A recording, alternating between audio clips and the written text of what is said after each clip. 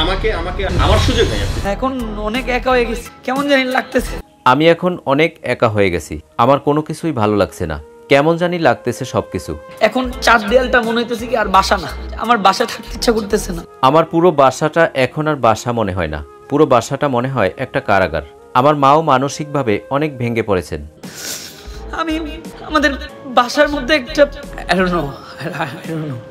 বাবা গ্রেপ্তার হওয়ার পর কেঁদে কেঁদে বারবার লাইভে এসে মনের কষ্টগুলো বলেছিল ইউটিউবার তৌহিদ আফ্রিদি।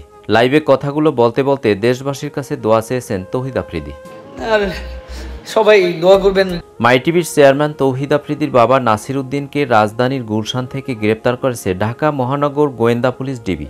তৌহিদ আফ্রিদি তার বাবাকে সে অনেক ভালোবাসে, আর বাবারও একমাত্র ছেলে সন্তান তৌহিদ আফ্রিদি।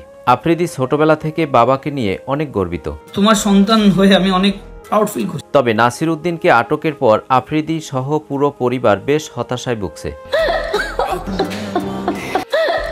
একের পর এক ফেসবুক লাইভে এসে মনের কষ্টগুলো শেয়ার করে তৌহিদ আফ্রিদি।